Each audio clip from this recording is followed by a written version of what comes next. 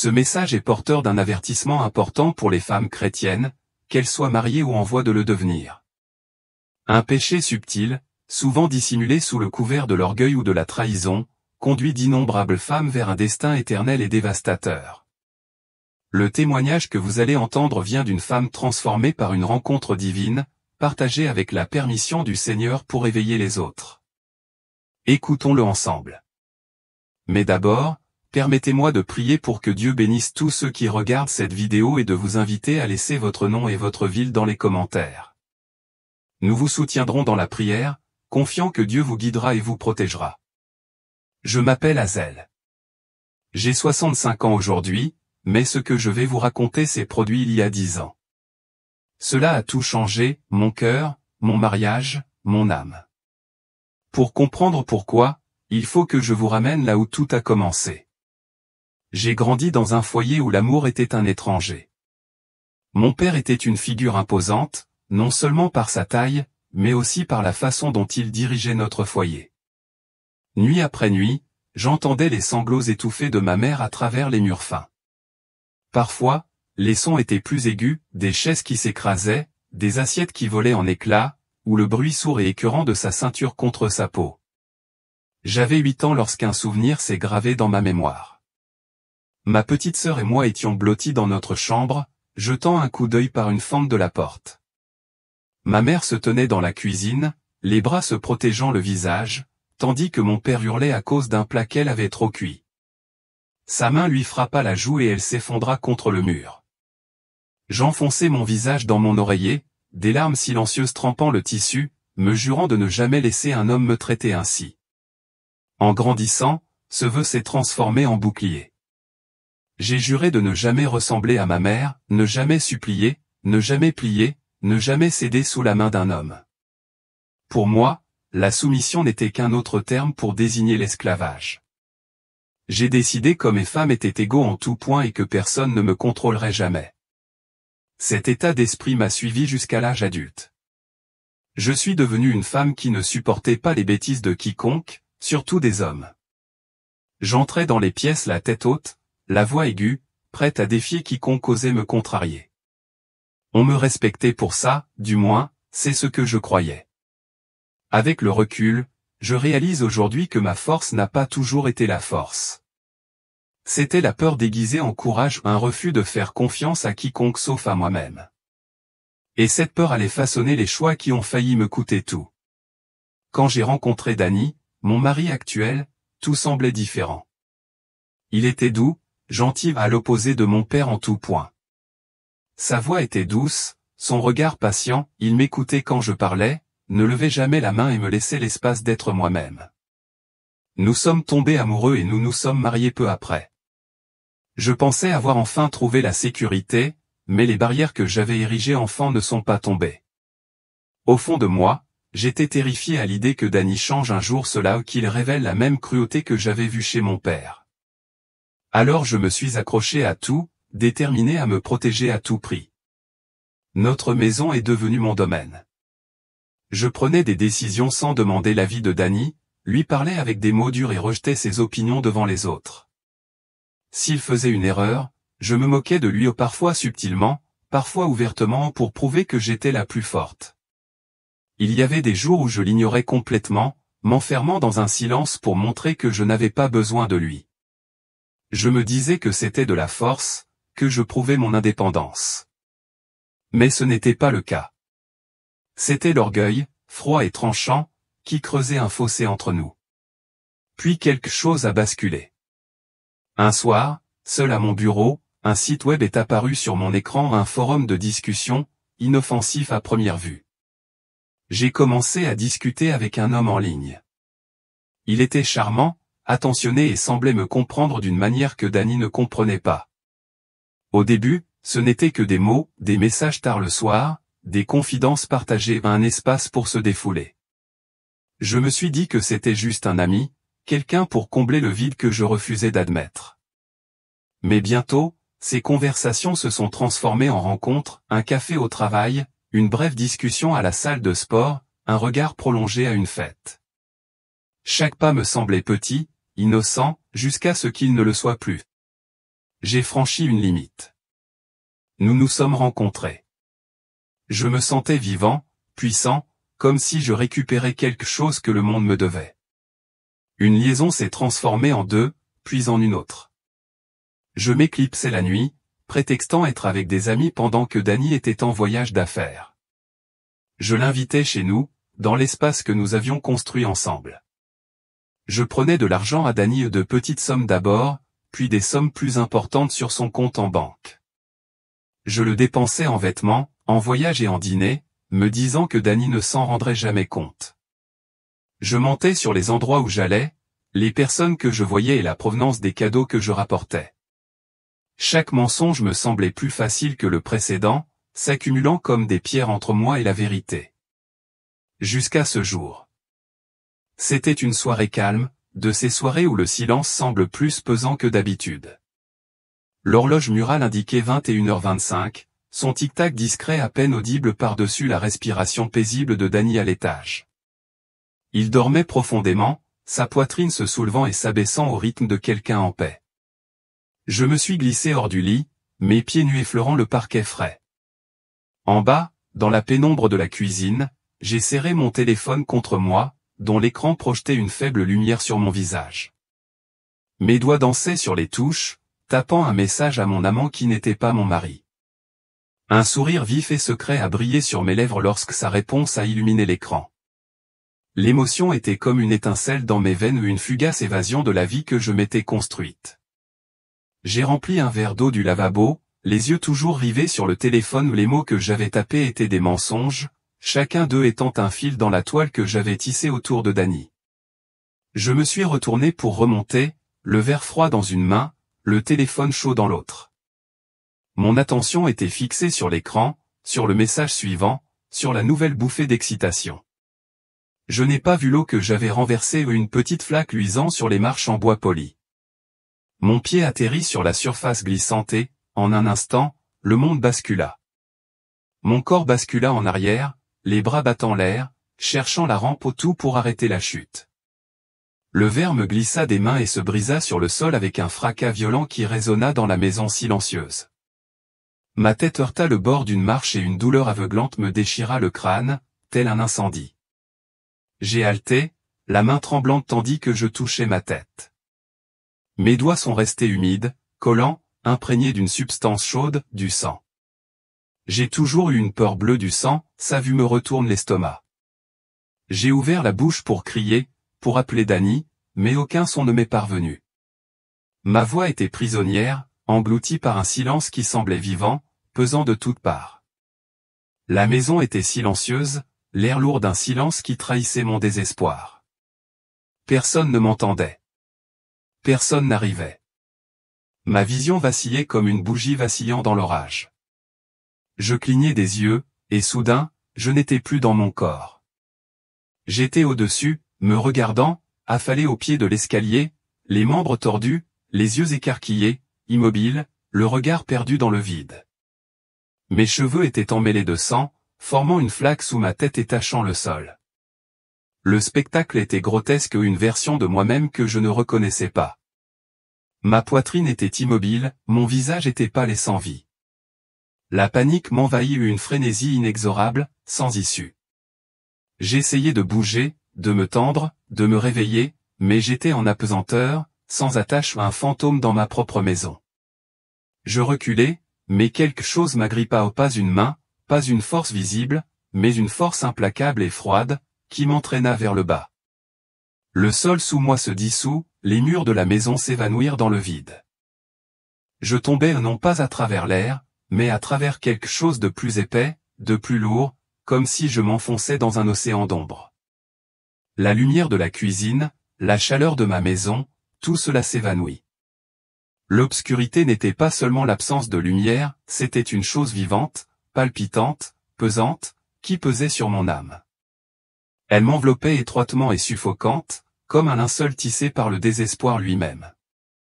L'air était lourd, chargé d'une puanteur qui me griffait les sens, un soufre acre et mordant, mêlé à la pourriture sucrée et écœurante de la décomposition, comme de la chair trop longtemps exposée au soleil.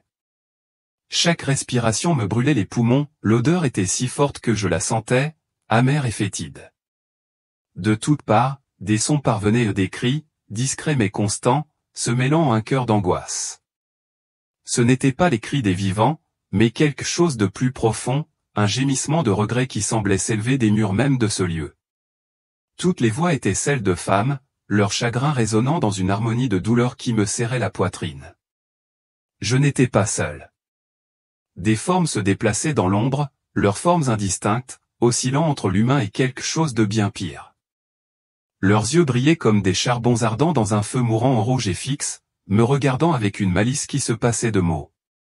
Certains avaient des griffes qui brillaient faiblement, d'autres avaient des membres qui se tordaient de façon anormale, comme si leur corps ne parvenait pas à les identifier. Ils ne parlaient pas, mais leur présence était une menace ou une promesse silencieuse de tourment qui les attendait au-delà de l'instant suivant. J'avais envie de courir, de crier, mais mon corps ou ce que j'étais maintenant refusait d'obéir. J'étais prisonnière d'un lieu qui semblait m'attendre. Quelque chose m'attirait, non par ma volonté, mais par une force à laquelle je ne pouvais résister. J'étais entraînée à travers un tunnel aux ses parois. Déchiquetée et brûlante comme la gorge d'une bête ancienne, la pierre était rugueuse, luisant faiblement d'une lueur rougeâtre et maladive.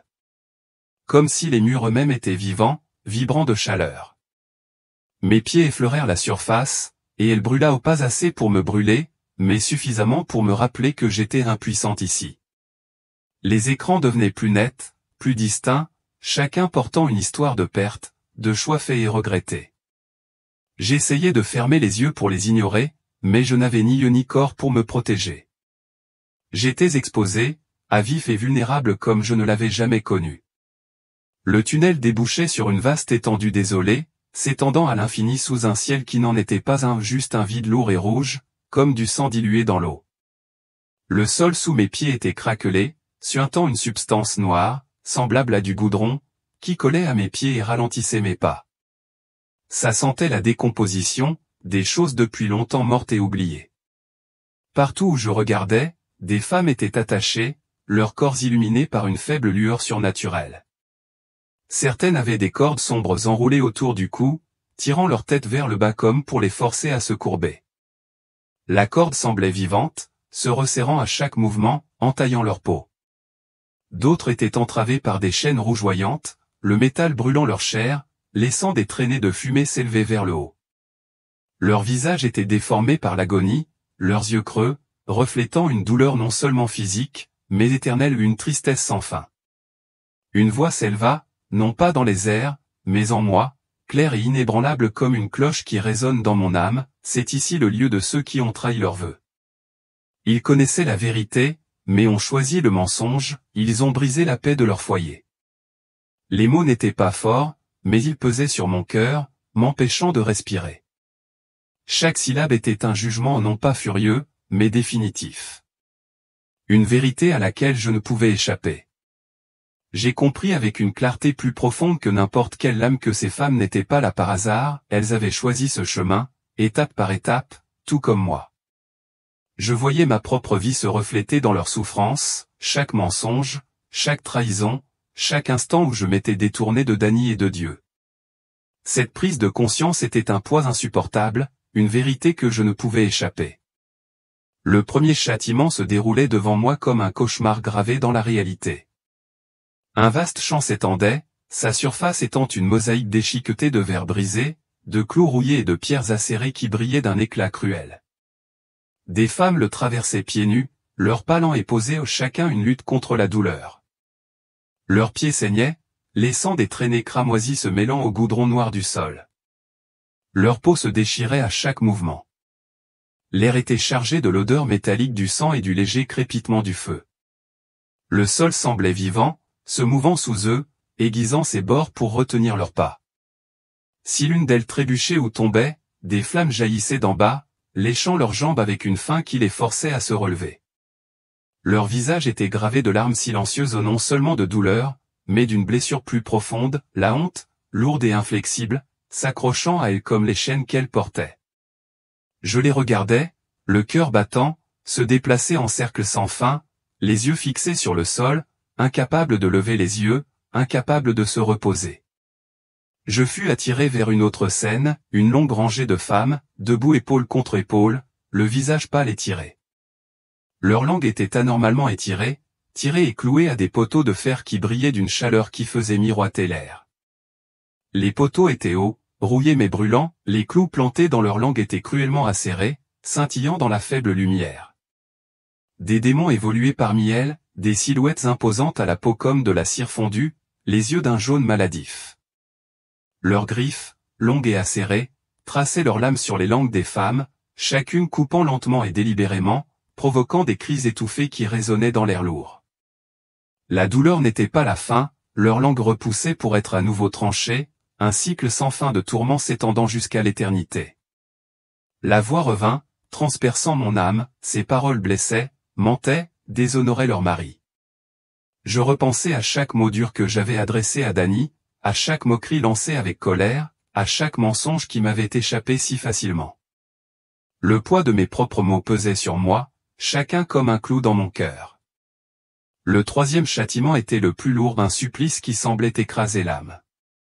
Les femmes rampaient sur le sol craquelé, le dos courbé sous le poids de sacs en feu solidement attachés.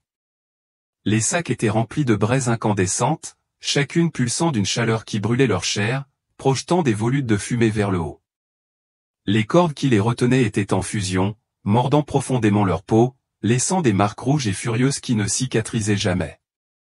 J'entendis des os craquer sous la tension, vis des épines se plier jusqu'à presque se briser. Les visages des femmes se crispaient de douleur. Des démons rôdaient à proximité, leurs formes tordues les poussant au sol desquelles tentaient de se relever, chaque chute enfonçant les braises plus profondément, la chaleur s'enfonçant dans leur chair, la douleur, une créature vivante qui ne s'apaisait jamais. La voix parla de nouveau, ferme et implacable, ceux-ci ont volé la paix de leur foyer, trahi la confiance et utilisé leur liberté pour détruire. Je me suis vu en eux mes secrets, mes vols, mes affaires chacun comme un charbon ardent contre mon âme. La vérité était une lame, acérée et impitoyable, qui tranchait toutes mes excuses.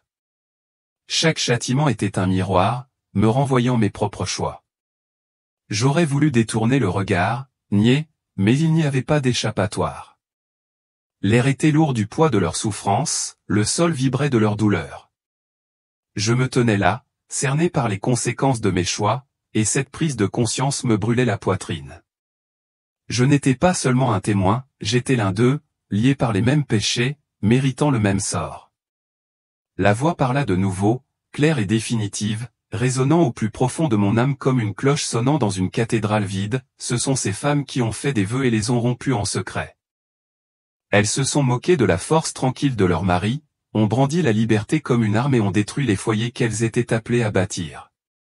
Ces mots n'étaient pas criés, mais ils pesaient lourd sur mon cœur, chacun d'eux était une vérité indéniable. Il n'y avait aucune colère dans leur voix, aucune cruauté ou juste une justice si pure qu'elle en était presque insupportable.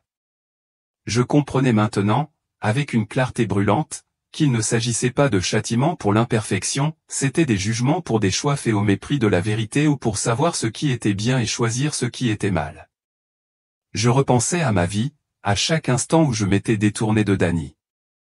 J'étais assise à l'église, j'avais écouté les sermons, lu les Écritures qui m'appelaient à honorer mon mari, à l'aimer comme Dieu l'avait voulu, mais j'avais choisi moi-même, érigeant des murs d'orgueil et de contrôle, brique par brique.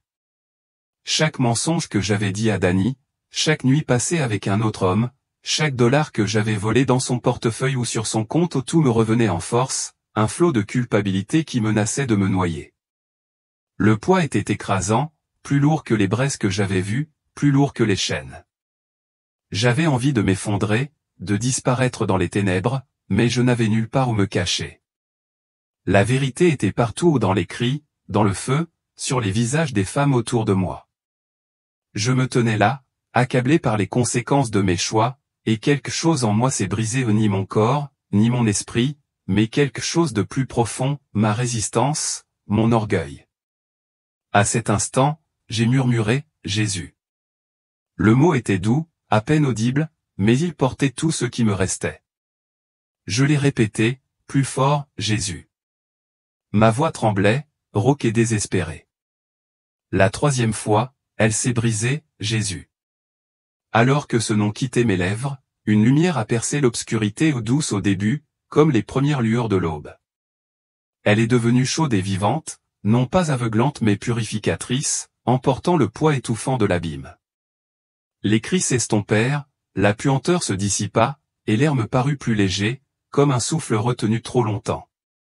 Une force me souleva douce mais puissante, m'attirant vers le haut, loin du feu, des chaînes, des cris incessants. L'obscurité se dissipa, et je fus emporté vers quelque chose de nouveau, de vivant. J'ouvris les yeux sur un monde qui ressemblait à une chanson. Une vaste prairie s'étendait devant moi, son herbe d'un vert éclatant, vibrant de vie. Des fleurs s'épanouissaient dans des couleurs que je n'avais jamais vues ou des nuances de violet et d'or qui scintillaient comme si elles contenaient de la lumière. Chaque pétale captait la lueur d'un soleil invisible, projetant des prismes qui dansaient sur le sol.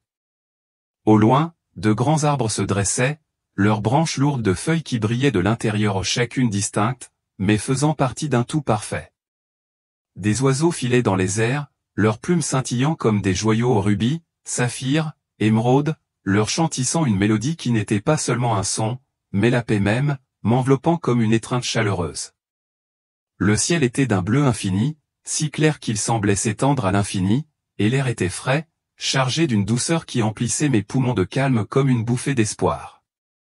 Alors que j'avançais, l'herbe cédait doucement sous mes pieds, comme le contact d'une main maternelle vivante, chaleureuse, familière.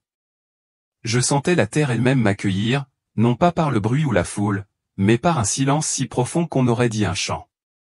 Le vent portait des rires qui ne sortaient pas des bouches, mais du cœur même du lieu, comme si le ciel se réjouissait de mon arrivée.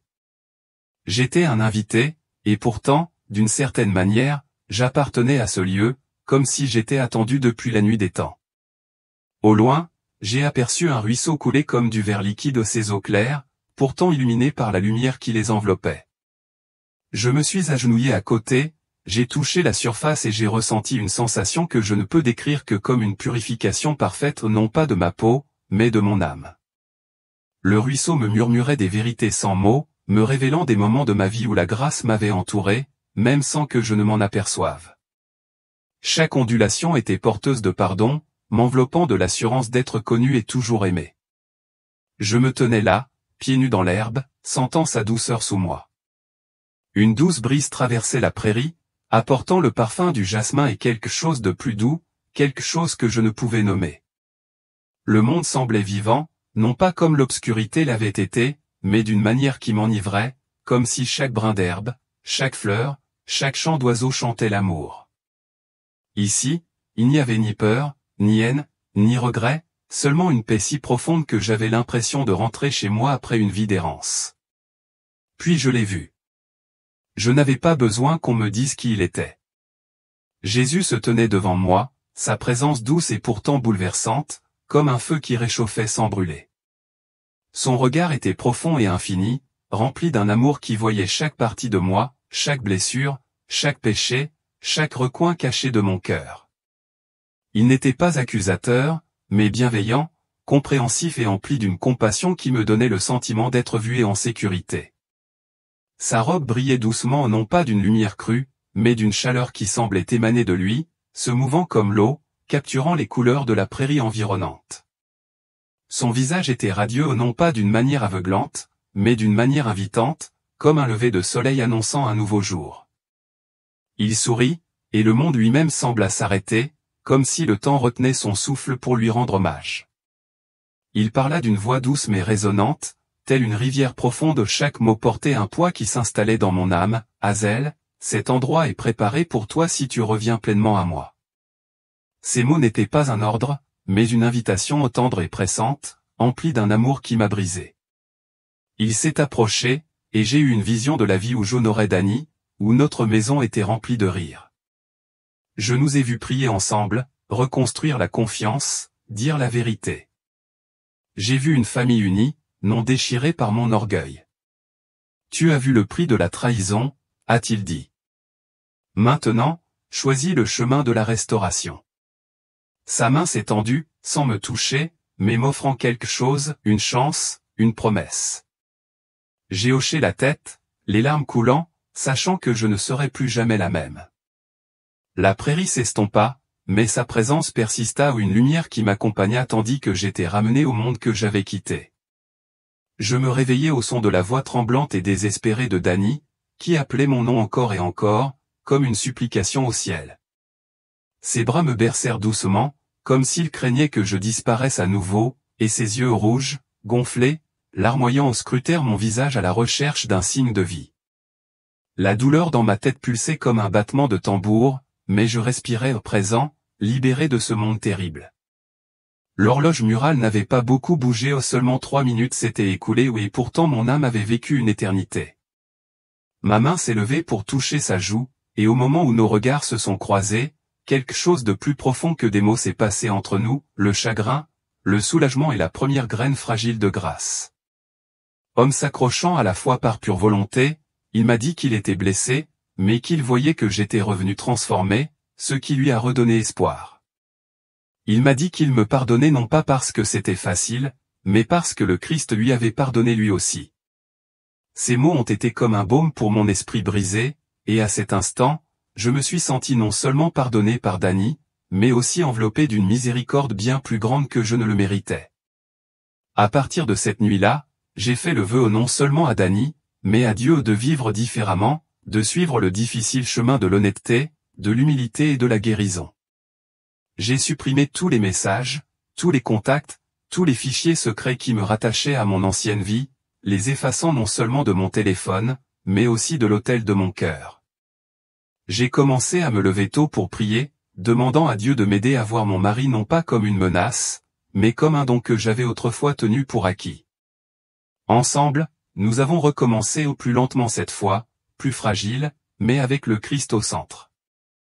Nous avons ouvert la Bible non pas comme un rituel, mais comme une bouée de sauvetage. Nous avons rejoint un petit groupe à l'église et consulté un conseiller chrétien qui nous a aidés à affronter de vieilles blessures et à construire une nouvelle confiance. J'ai découvert à quel point mon orgueil était profondément ancré et combien souvent j'avais masqué la peur par le contrôle, l'indépendance par l'isolement. Ce n'était pas facile. Il y a eu des larmes, des nuits de silence, et même des rechutes émotionnelles.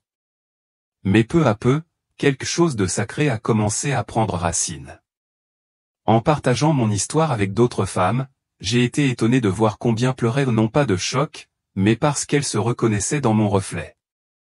Tant d'entre elles portaient des cicatrices cachées, honte, amertume, rébellion enveloppées de sourires et d'une fréquentation silencieuse de l'église. Je leur ai parlé de l'enfer non pas pour les effrayer, mais pour les avertir avec amour. Ayant frôlé le bord du gouffre et été ramené en arrière, j'ai parlé de la soumission non pas comme d'un esclavage, mais comme d'une soumission à l'ordre divin ou une posture de force qui construit plutôt que de briser. Chaque fois que je me présentais devant un groupe pour partager mon expérience, Danny s'asseyait au premier rang, parfois les larmes aux yeux, parfois la main posée délicatement sur la mienne. Il disait que m'entendre parler lui donnait du courage, que mon honnêteté, bien que douloureuse, était la plus belle chose qu'il ait jamais vue. Nous ne prétendions plus être un couple parfait. Au contraire, nous sommes devenus un couple racheté, et cela a fait toute la différence. Notre mariage est devenu un témoignage non pas de réussite, mais de miséricorde, de résurrection et du Dieu qui restaure ce qui a été brisé. J'ai encore des moments de regret, des moments où je me souviens des chaînes que j'ai failli choisir pour toujours. Mais ces souvenirs ne me possèdent plus. Je vis désormais avec une sainte révérence, sachant que chaque petit choix peut avoir des répercussions éternelles. Je ne suis pas parfaite et je ne le serai jamais, mais je marche dans la lumière, les yeux ouverts, le cœur adouci, les mains tenues par celui qui m'a sauvé. Et chaque fois que Danny m'appelle, bien-aimé, j'entends l'écho de la voix du Christ, qui m'invite encore chaque jour à choisir la vie. L'histoire d'Azel révèle le poids sacré du mariage, une alliance, et non une lutte de pouvoir. Elle a bénéficié de la miséricorde, d'une chance de se reconstruire, mais beaucoup ne bénéficieront pas de cette grâce. Si ces paroles vous ont touché, partagez vos réflexions dans les commentaires ci-dessous. Nous prierons pour vous en mentionnant votre nom, demandant à Dieu de guider votre cœur et votre foyer. Abonnez-vous pour entendre un autre témoignage puissant de la vérité divine sur le mariage, révélé par une expérience de mort imminente. N'attendez plus. Tournez-vous vers lui dès maintenant et laissez votre vie refléter sa lumière. Sœur dans la foi, êtes-vous certaine que votre âme montera au ciel le moment venu?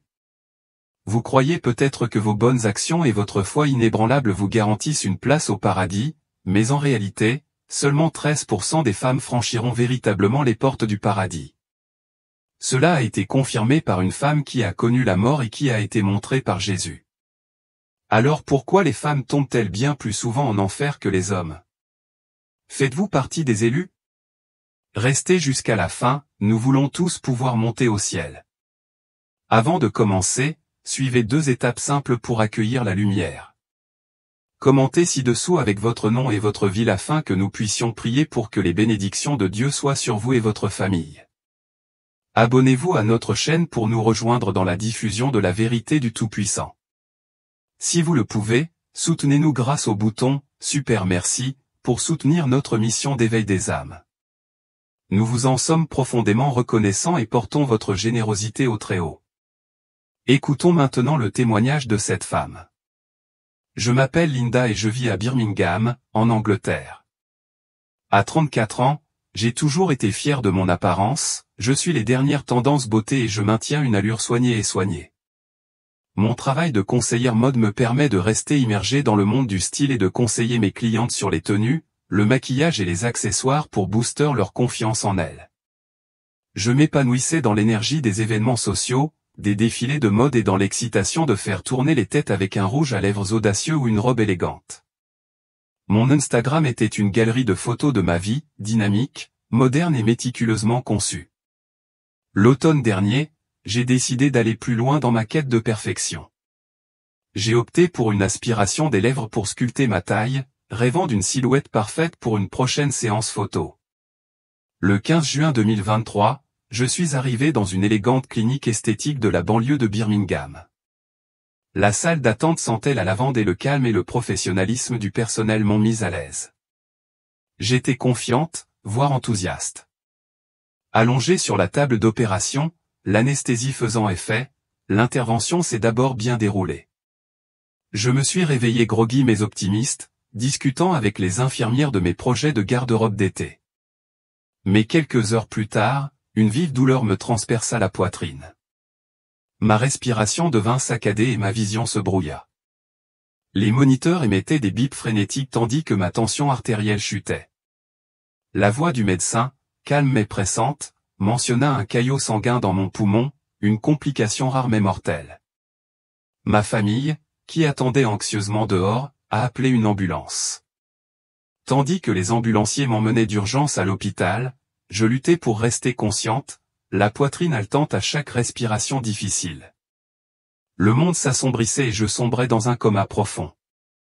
Mon cœur s'arrêta pendant près de 10 minutes. L'équipe médicale m'a dit plus tard qu'à cet instant, je ne savais plus si j'étais en vie ou parti. Une étrange sensation m'a envahi, comme si je flottais vers le ciel, en apesanteur.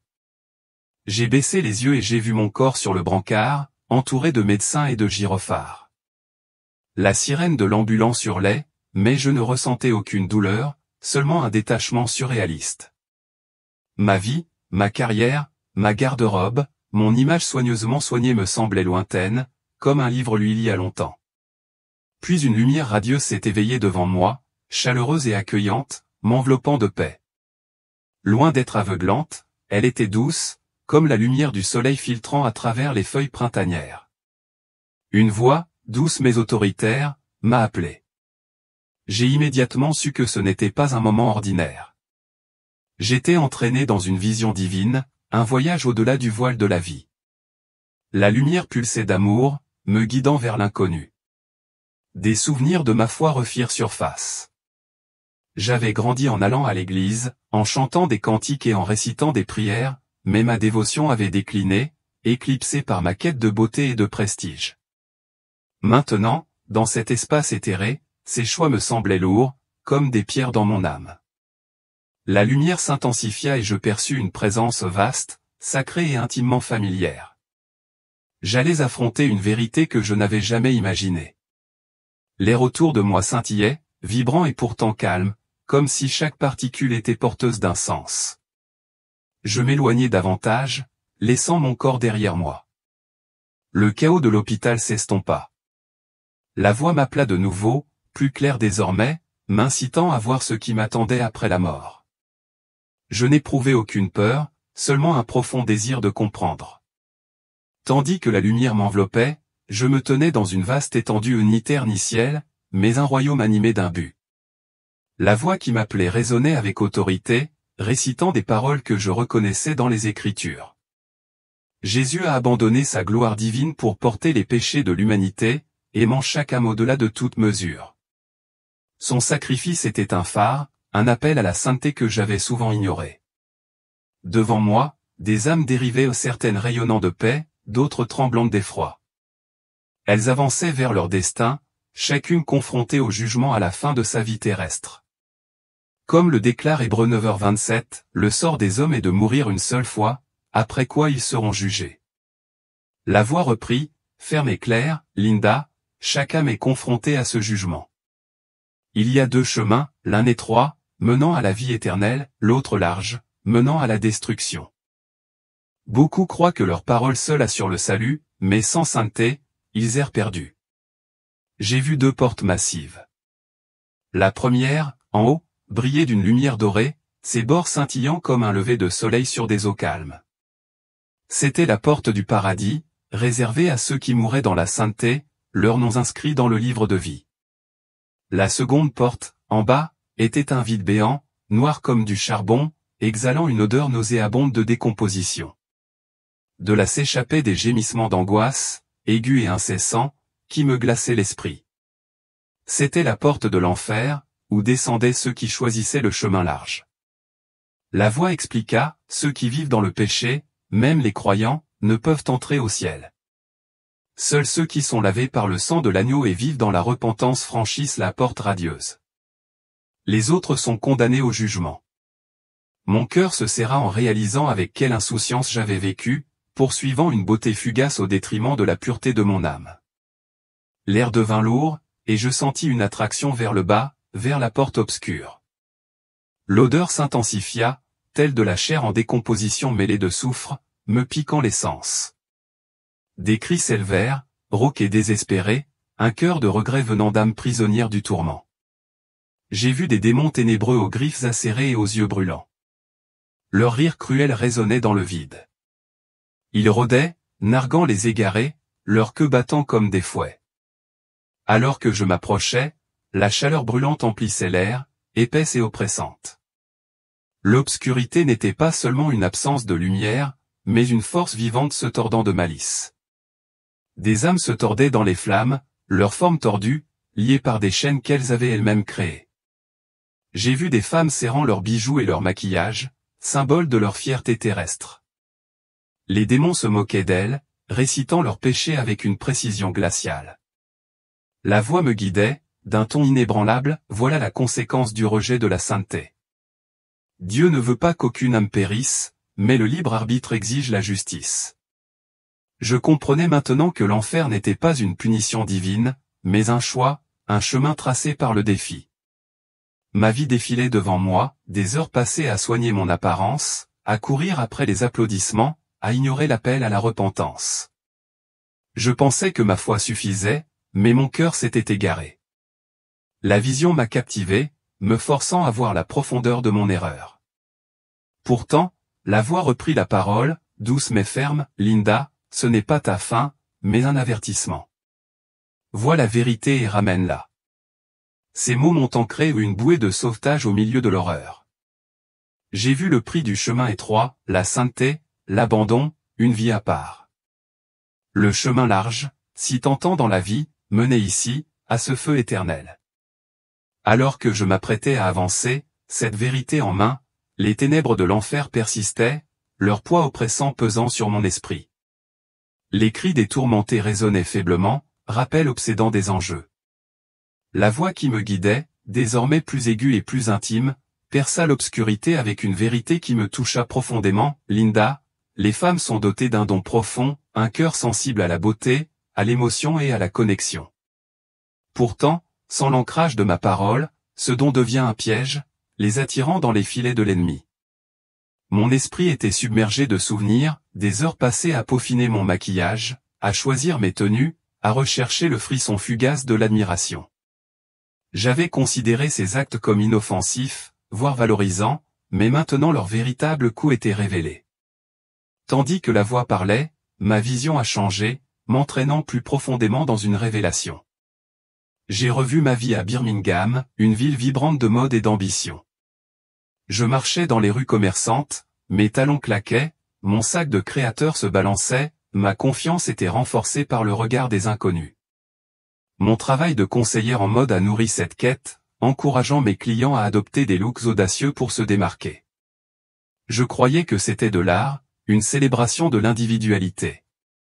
Mais la voix me corrigea, doucement mais fermement, ce que tu appelais beauté, l'ennemi l'a utilisé pour voler ton âme de la sainteté. La scène s'est élargie, révélant les églises que j'avais fréquentées, leurs bancs remplis de femmes comme moi. La voix a continué, d'un ton lourd de tristesse, de nombreux pasteurs, craignant les sièges vides, refusent de donner le conseil complet des Écritures. Ils évitent de prêcher la repentance, la sainteté et la justice, préférant un évangile de prospérité qui promet richesse et facilité.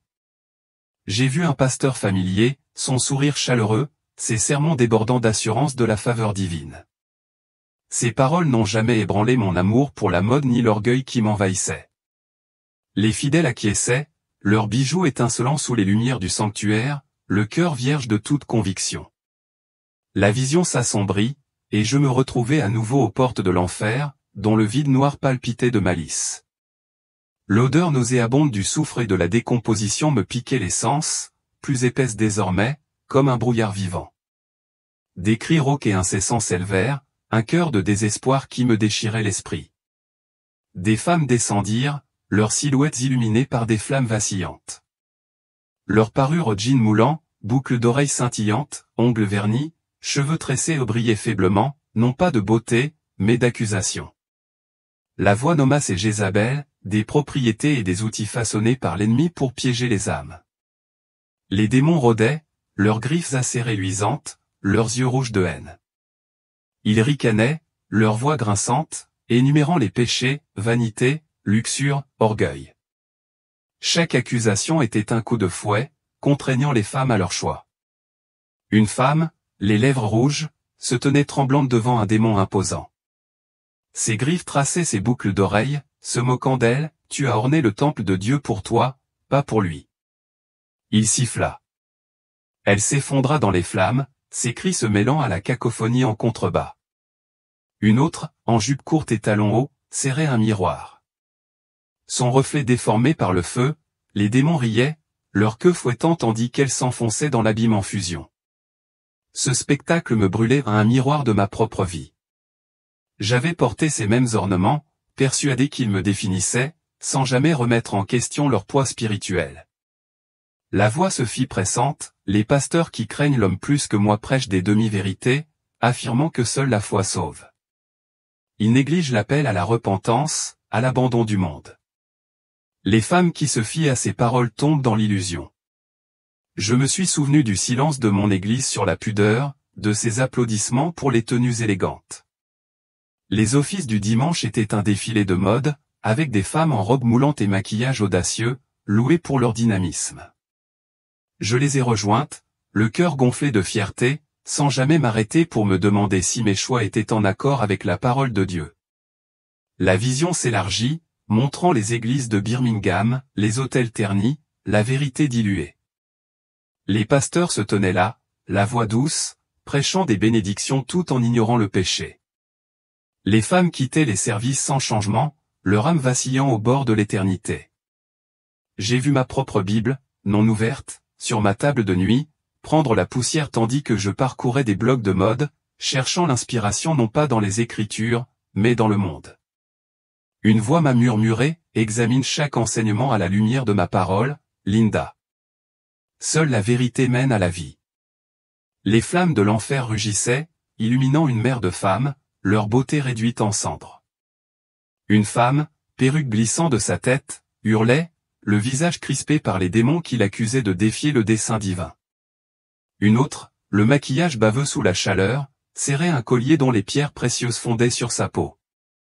Leur choix, comme les miens, semblait insignifiant, de petites indulgences, des expressions de style. Mais ici, c'étaient des chaînes, éternelles et inflexibles.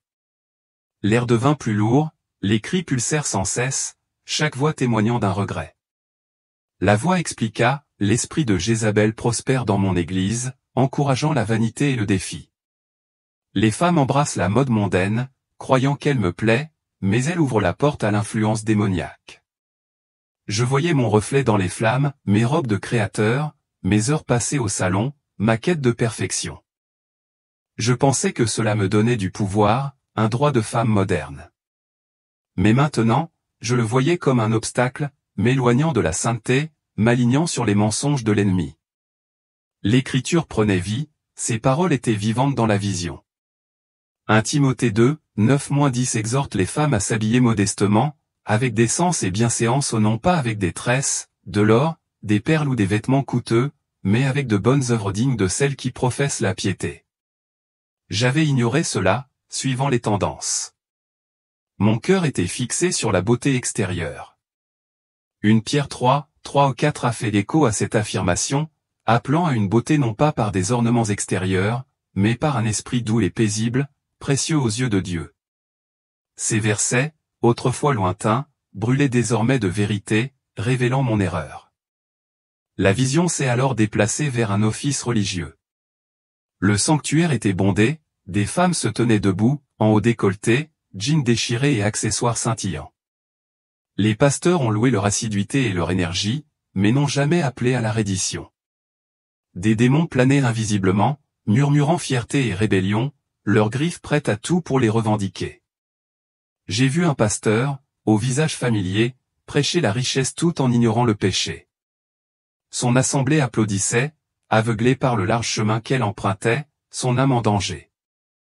Les flammes vacillaient, révélant d'autres âmes prisonnières de l'attrait de Jézabel, une femme en talons hauts s'enfonçait dans la roche en fusion, sa robe déchirée, ses cris noyés dans un rire démoniaque. Une autre, aux faux ongles, était enchaînée, sa beauté bafouée par des ombres griffues. La voix disait, « J'aspire au retour de mes filles, mais elles doivent choisir la sainteté plutôt que le monde. » Mon cœur se serrait à la vue d'amis, de collègues et même de moi-même dans ces flammes. J'avais marché parmi eux, ma vie était le reflet de leur choix. La vision contrastait avec la porte du ciel, où les hommes, moins nombreux, montaient. Leur vie, marquée par l'obéissance, rayonnait de lumière. Leurs vêtements étaient simples, leur cœur pur. Les femmes, accablées par la beauté mondaine, les surpassaient en nombre en enfer. La voix expliqua, les hommes ne sont pas à l'abri, mais les femmes sont confrontées à des tentations particulières, la vanité, le désir d'être vues. Sans la vérité, elles chutent. Je percevais clairement la différence maintenant, le chemin étroit contre le chemin large, le prix de la tromperie mis à nu. L'air vibrait de désespoir, les cris en contrebas étaient incessants. J'ai aperçu une femme, son visage m'était familier, peut-être une amie d'église captivée par son amour de la mode. Ses boucles d'oreilles brillaient, ses lèvres étaient peintes, tandis que les démons l'accusaient de profaner le temple de Dieu. Ses cris me transperçaient, un avertissement que je ne pouvais ignorer.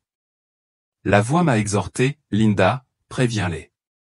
Les pasteurs doivent prêcher toute la vérité, et les femmes doivent la rechercher. J'ai ressenti le poids de ma mission, la nécessité de partager cette vision, d'éveiller les consciences face au danger. Les flammes rugissaient, les démons riaient, mais la voix demeurait un rayon d'espoir. J'aspirais à m'élever, à quitter cette horreur, mais la vérité me tenait, exigeant que je voie tout.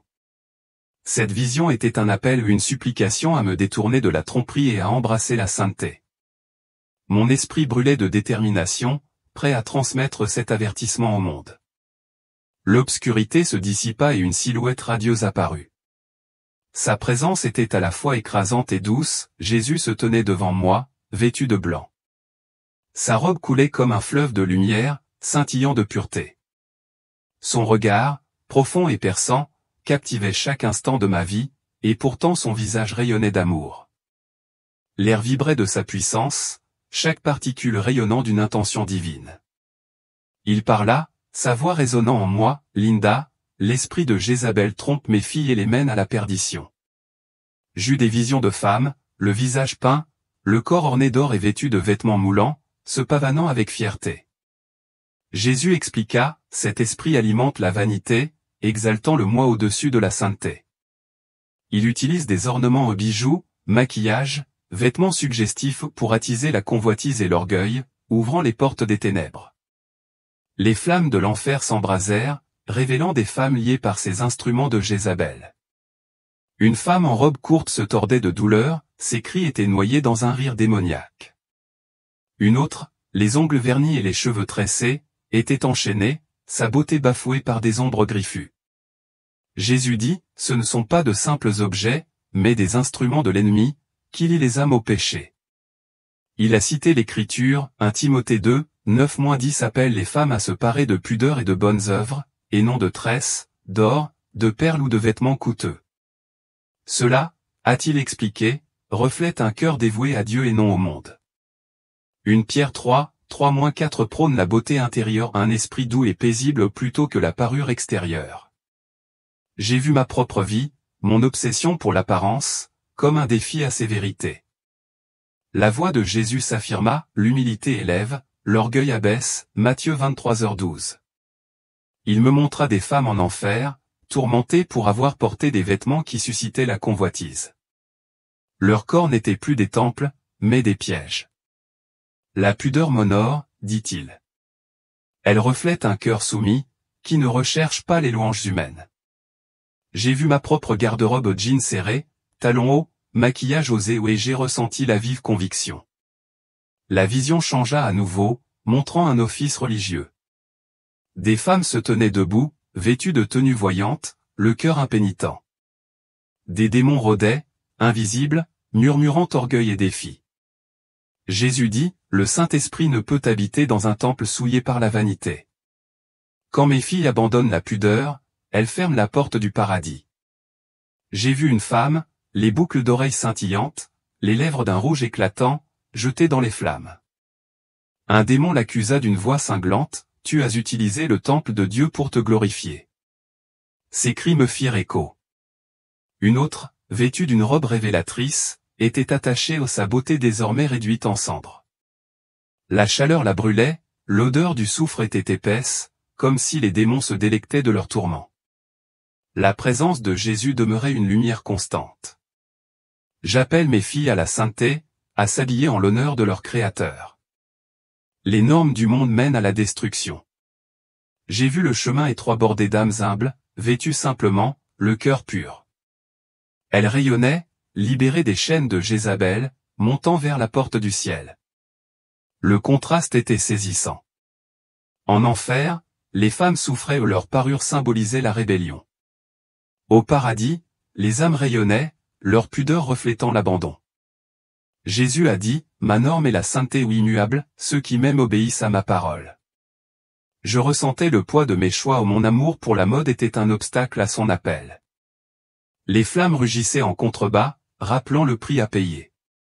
Les démons entraînaient les âmes plus profondément, leurs griffes implacables, leurs rires cruels. La voix de Jésus me frappa, avertit mon peuple, Linda. L'esprit de Jézabel est une arme de Satan, qui vole les âmes par vanité. J'ai vu mon propre reflet et ma vie mise à nu et j'ai aspiré à changer. Cette vision a rempli l'air de sa vérité. J'ai vu des églises, leurs autels profanés par les modes mondaines, leurs fidèles aveugles au danger. Jésus est resté ferme, son amour incitant à la repentance. Ma mission est devenue plus claire, partager cet avertissement, appeler les autres à la sainteté. La lumière de sa présence m'a guidé ou une promesse de rédemption si j'obéissais. La vision changea. Les flammes s'éloignèrent, mais leur écho persista.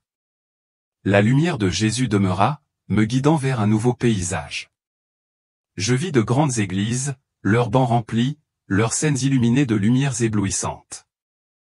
Les pasteurs prêchaient d'une voix douce, promettant richesse et succès, mais l'air semblait creux, dénué de vérité. Jésus parla d'un ton pressant, de fausses doctrines se sont infiltrées dans mon église, égarant les âmes. 1 Timothée 4:1. il m'a montré des écoles bibliques où les enseignants, influencés par les ténèbres, enseignaient des demi-vérités, certaines secrètement liées à la franc-maçonnerie ou à des groupes sataniques. Leurs sermons étaient conçus pour tromper. J'ai vu un pasteur, le sourire aux lèvres, prêcher la prospérité tout en ignorant le péché, tandis que son assemblée applaudissait, inconsciente du danger. La vision révélait des églises où la repentance n'était jamais mentionnée. Les pasteurs évitaient des sujets comme le péché, le jugement ou la sainteté, de peur de faire fuir les fidèles. Les femmes quittaient les services en robe moulante, le cœur inchangé, l'âme en danger. Jésus a dit, « Ces dirigeants craignent les hommes, pas moi. » Ils prêchent un évangile qui chatouille les oreilles mais damne les âmes. J'ai vu une femme de mon église, le maquillage osé, la robe révélatrice, chanter des cantiques avec ferveur. Un démon planait, ses griffes pointées, la réclamant pour son cœur impénitent. Elle se croyait sauvée, mais sa vie défiait la parole de Dieu. La voix expliqua, les faux docteurs disent que la foi seule sauve, mais sans la sainteté, personne ne me voit. Les flammes de l'enfer vacillèrent, révélant des femmes prisonnières de ces mensonges. L'une serrait un sac à main de créateur, les ongles vernis, l'âme enchaînée. Un démon l'accusa d'une voix grinçante, « Tu as cru aux paroles des hommes, pas à celles de Dieu. » Ces cris rejoignirent le cœur, un avertissement du prix de la tromperie. J'ai vu ma propre vie, ma confiance dans les sermons superficiels, mon mépris des Écritures. Jésus a dit, « Mon esprit enseigne la vérité, mais beaucoup la rejettent par consolation. » 1 Jean 2, 26-27.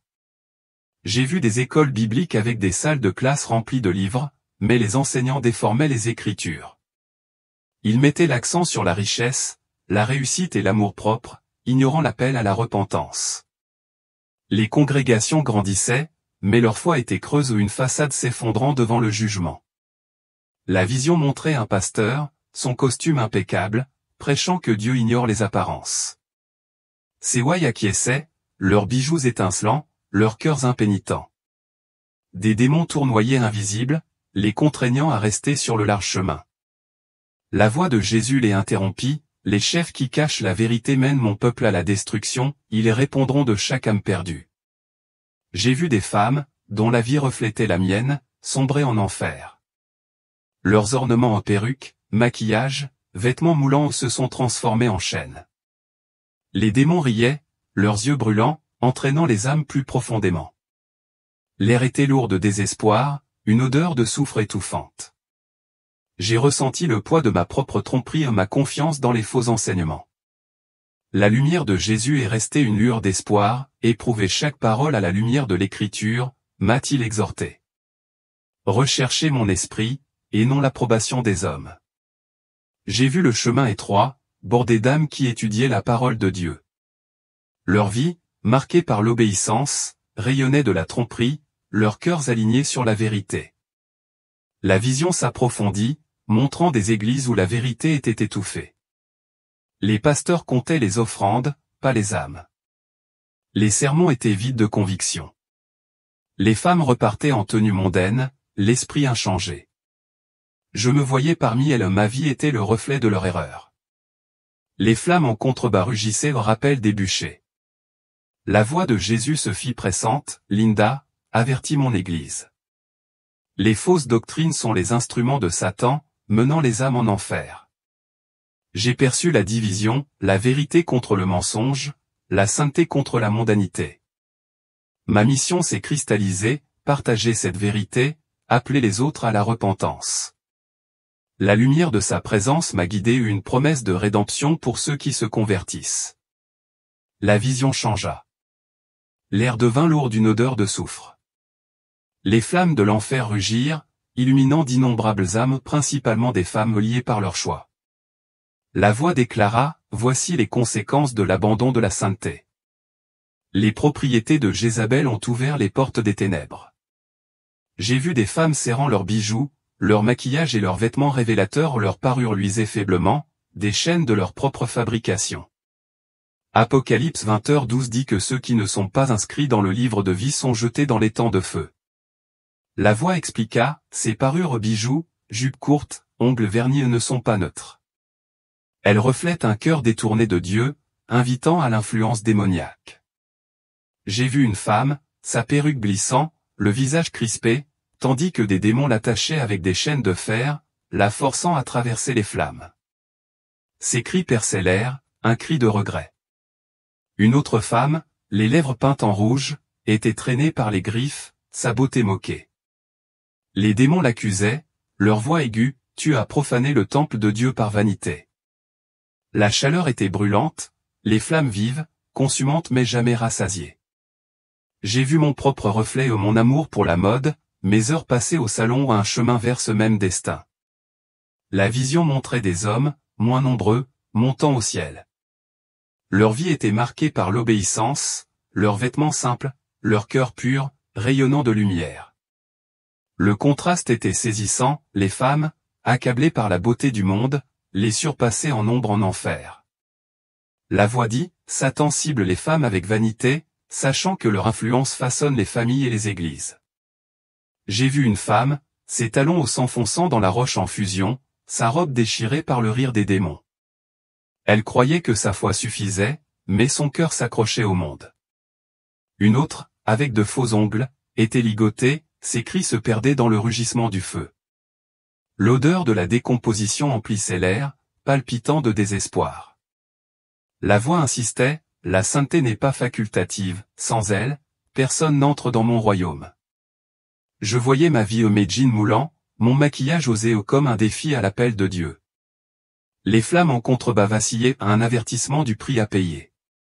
Des démons rôdaient, le regard brûlant, les griffes implacables s'emparant des âmes qui choisissaient la vanité plutôt que l'abandon. J'ai vu une église, dont l'autel était souillé par la mode mondaine. Des femmes se tenaient debout, vêtues de tenues voyantes, le cœur impénitent. Des démons les asservissaient, les attachant au large chemin. Une voix disait, le temple de Dieu doit être saint à l'intérieur comme à l'extérieur. Les ornements qui glorifient le moi me rejettent. J'ai ressenti le poids de mes choix, mon manque de pudeur. La vision s'approfondit, montrant des femmes enfermées dans des cages lumineuses, leurs bijoux fondant sur leur peau. Elles imploraient la pitié, mais en vain. Leur choix était scellé. Les démons riaient à chaîne de la rébellion. Je vis ma propre garde-robe ma fierté d'apparence un piège menant jusqu'ici. L'air devint plus chaud, les cris plus forts un cœur de regret. La voix resta ferme et vraie, Linda, avertit mon peuple, la sainteté est le chemin étroit, le seul chemin vers la vie.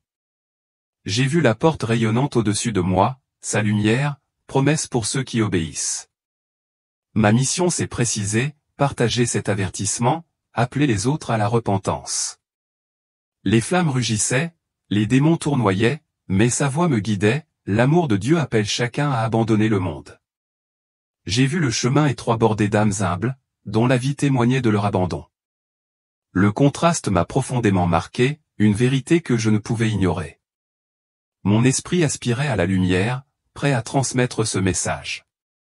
La vision m'a plongé dans la lueur de l'enfer, les flammes projetant les ombres des âmes tourmentées.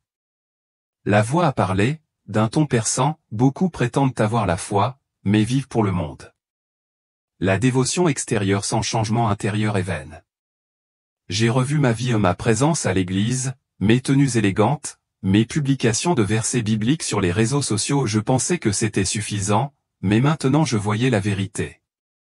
Les paroles de Jésus dans Matthieu 7h21 résonnaient, ce ne sont pas tous ceux qui me disent, Seigneur, Seigneur, qui entreront dans le royaume des cieux, mais celui-là seul qui fait la volonté de mon Père. La voix expliquait, la vraie justice transforme le cœur, l'alignant sur la volonté de Dieu. L'hypocrisie mène à la destruction.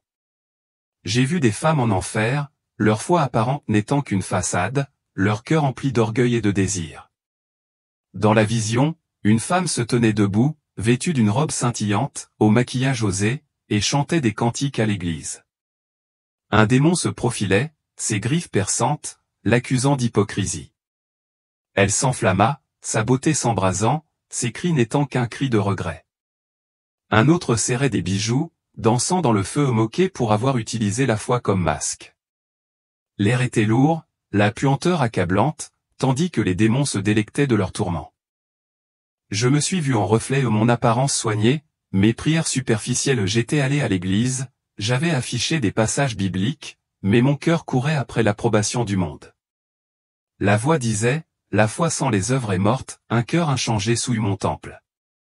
Les flammes rugissaient, illuminant des âmes liées par leur propre tromperie. Leurs ornements, les chaînes de la rébellion. La vision changea, révélant la porte du paradis. Des âmes se tenaient là, vêtues simplement, le cœur rayonnant d'humilité. Elles rayonnaient, enveloppées de lumière. Leur vie témoignait d'une véritable justice.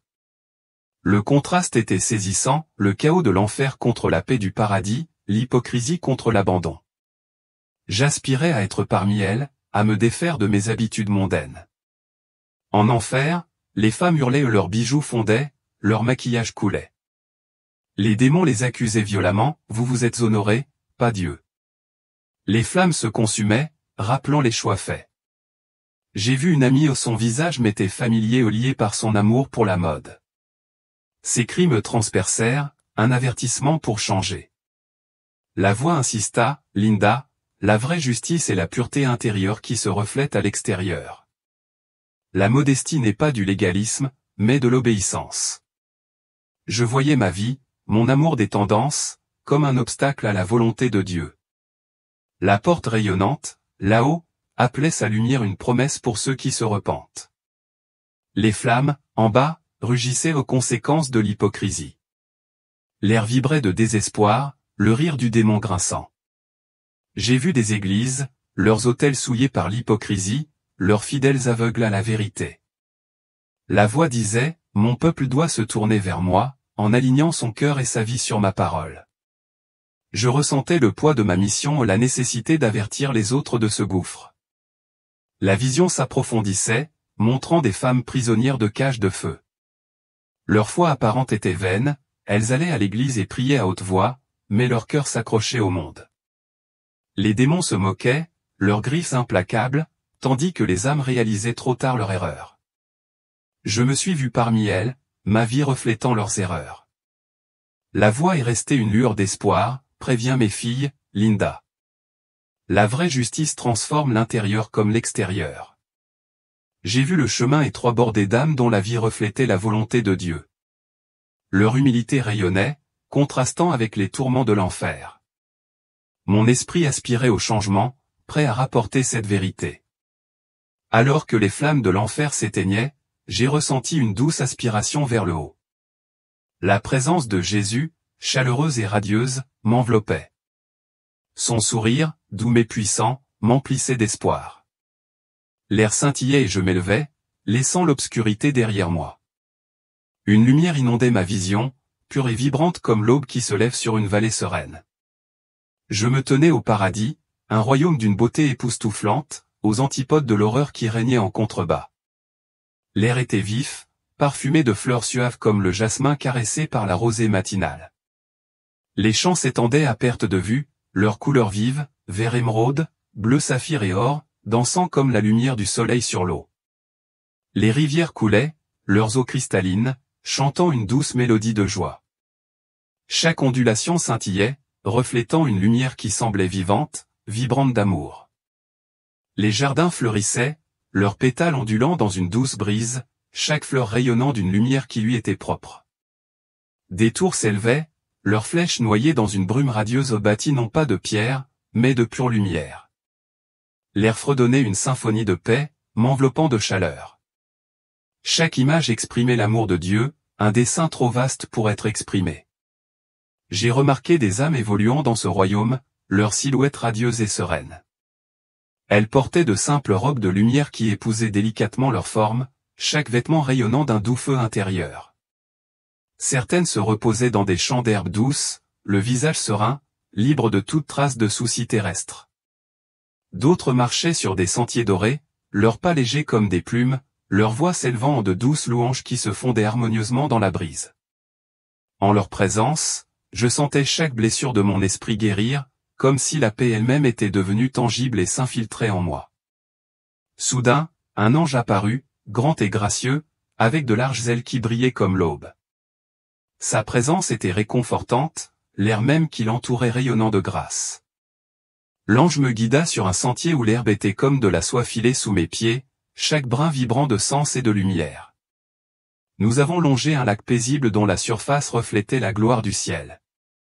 Les eaux étaient si calmes et limpides qu'elles semblaient contenir l'essence même de l'éternité. J'y ai aperçu les visages d'êtres chers disparus avant moi, leur joie démasquée et totale. Tandis que nous avancions, l'ange me conduisit vers des lieux propices au repos, de petits bosquets d'arbres en fleurs, chaque branche chargée de fleurs aux douces teintes pastel. Des âmes étaient assises au bord de la rivière, les yeux brillants et le cœur débordant de contentement, offrant une adoration silencieuse qui montait comme de l'encens. L'air portait leurs hymnes, une mélodie tissée dans chaque brise, un chant d'abandon et de gratitude. La beauté était écrasante. Chaque recoin de ce royaume semblait conçu avec soin, une demeure construite pour les obéissants, une promesse de repos éternel. Finalement, l'ange m'escorta jusqu'à une cité de lumière dont les portes étaient grandes ouvertes, une invitation. Les rues étaient pavées d'or scintillant comme du verre en fusion, reflétant l'éclat pur des bâtiments qui semblaient respirer une intention divine. Les âmes se rassemblaient ici en une joyeuse assemblée, leur voix s'élevant comme un chœur louant celui qui a façonné ce lieu. L'air même vibrait d'amour, témoignage de la gloire éternelle de Dieu. Au milieu de l'assemblée, j'ai remarqué une femme debout, silencieuse, sa robe simple rayonnant d'humilité. Son visage rayonnait de la confiance d'une vie entièrement donnée à Dieu. À ses côtés marchait un homme, le regard brillant et empli d'une joie que je n'avais jamais connue sur terre. Leur obéissance les avait conduits ici, dans un foyer non pas d'une splendeur grandiose, mais d'une paix profonde et rayonnante. La voix de l'ange, douce mais d'une clarté indéniable, me parla, voici la récompense de la sainteté, la demeure de ceux qui aiment vraiment Dieu. À cet instant, le contraste avec les tourments de l'enfer me parut encore plus profond, là, cruauté et désespoir, ici, paix et abandon parfait. Mon cœur souffrait de demeurer éternellement dans cette lumière, mais je savais que j'avais une mission à partager. Les jardins s'étendaient à perte de vue, leurs couleurs changeant dans une danse d'une beauté divine. Les rivières chantaient en serpentant à travers les champs leurs eaux, promesses vivantes d'une vie éternelle. La douceur de l'air, tel un souffle d'éternité, apaisait toute anxiété en mon âme. J'observais des âmes, leur vie marquée par une humble obéissance, reposer en ce lieu sacré où leur cœur à jamais chez eux. Plus loin, l'ange me guida vers une tour dont la lumière perçait le ciel tel un phare de la présence divine. Les âmes se rassemblaient autour de sa base, leur adoration s'élevant par vagues qui faisaient vibrer l'air d'amour. Cette tour n'était pas un simple monument, mais un pilier vivant d'espoir, rappelant à tous ceux qui la voyaient l'appel éternel du ciel. La lumière du ciel m'étreignait aux promesses d'amour inconditionnel et appel à une obéissance inébranlable. Dans cette lumière, j'ai vu le prix de mon ancienne vie terrestre mis à nu, la vanité, l'orgueil et les distractions qui m'empêchaient de m'abandonner véritablement. La présence de l'ange m'a ancré, sa lueur constante m'a guidé. Au plus profond de moi, ma mission brûlait plus fort que jamais, une vérité à partager, un avertissement à rapporter sur terre. Ainsi, après un dernier regard vers le royaume époustouflant du paradis, j'ai su qu'il était temps de rentrer. Même si mon cœur aspirait à rester, la vision de ce foyer éternel et l'urgence des âmes encore perdues m'ont poussé à aller de l'avant. Fort de ce que j'avais vu, je suis redescendu, prêt à porter ce message d'espoir et d'avertissement à tous ceux qui voudraient l'écouter. La lumière du ciel s'est estompée et je me suis réveillé à l'hôpital, la poitrine lourde, le souffle court. Les moniteurs sonnaient sans interruption, et les médecins me fixaient, leur visage exprimant un mélange de soulagement et d'émerveillement. J'étais parti depuis près de 10 minutes, et pourtant je suis revenu avec une clarté qui les a stupéfiés. Mon esprit était submergé de visions, chaque détail précis, un mandat divin brûlant en moi. J'ai compris maintenant, les pasteurs doivent prêcher la pleine vérité de la parole de Dieu, quel qu'en soit le prix. Ils doivent parler de péché, de repentance, de sainteté et de jugement, et pas seulement de bénédiction. L'évangile de la prospérité, avec ses promesses de richesse, égare les âmes, les laissant sans préparation pour l'éternité. Les pasteurs qui évitent les dures vérités risquent de condamner le rouaille. J'ai vu ma propre vie, ma confiance dans les sermons superficiels, mon amour pour la beauté du monde. J'étais allé à l'église, habillé avec élégance, mais j'avais négligé le repentir. La vision m'a montré les enjeux, des âmes tombant en enfer, leurs cris réclamant la vérité. Les pasteurs doivent se lever, prêcher la sainteté et éloigner les femmes des pièges de Jézabel. Les croyants doivent examiner leur vie, recherchez-vous la vanité, l'orgueil ou l'approbation du monde? Vos choix reflètent-ils la parole de Dieu ou le monde? Examinez chaque enseignement à la lumière des Écritures, comme le recommande 1 Jean 4:1, éprouvons les esprits, pour savoir s'ils sont de Dieu. Ne laissez pas les attributs de Jézabel bijoux, maquillage, vêtements suggestifs ou endurcir votre cœur. Nous sommes engagés dans un combat pour nos âmes. Satan utilise la vanité comme une arme, comme le prévient Galates 6:7, l'homme moissonne ce qu'il a semé.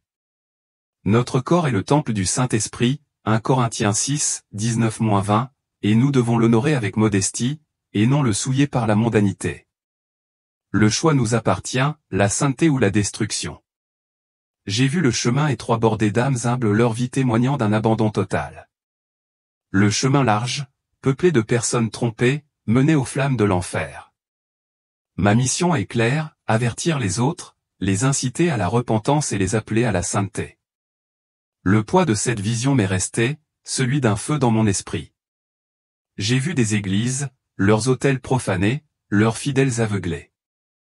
Les pasteurs doivent s'éveiller et prêcher l'évangile dans son intégralité, et non pas seulement ce qui plaît. Les femmes doivent renoncer à la beauté mondaine, embrasser la modestie et l'abandon. L'enjeu est éternel, l'appel est urgent. Je vous exhorte à examiner votre cœur, votre garde-robe, votre foi.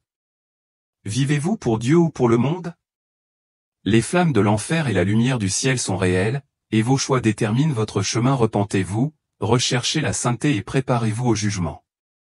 Ma vision est un avertissement, un appel à revenir à Dieu. Le parcours de Linda, de la table d'opération aux portes du paradis et de l'enfer, est un appel divin à l'action. Sa vision n'est pas la gloire, mais l'éveil. Elle a reçu une mission, et vous aussi, qui entendez cette histoire. Vous avez été choisis pour tenir compte de cet avertissement avant qu'il ne soit trop tard. Le temps de la repentance est venu. Détournez-vous de la vanité, abandonnez les désirs terrestres et embrassez la sainteté. Jésus est mort pour votre âme, ne la laissez pas périr dans les flammes de l'enfer. Le témoignage de Linda est un miroir qui vous exhorte à harmoniser votre vie avec la parole de Dieu et à rechercher sa vérité avant tout. Ensuite, nous découvrirons un péché que beaucoup de chrétiens négligent, un péché qui entraîne les âmes en enfer, à travers le témoignage glaçant d'une autre femme. Abonnez-vous, commentez avec votre nom et votre ville, et rejoignez-nous pour diffuser cette vérité urgente. Préparez votre cœur, l'éternité vous attend.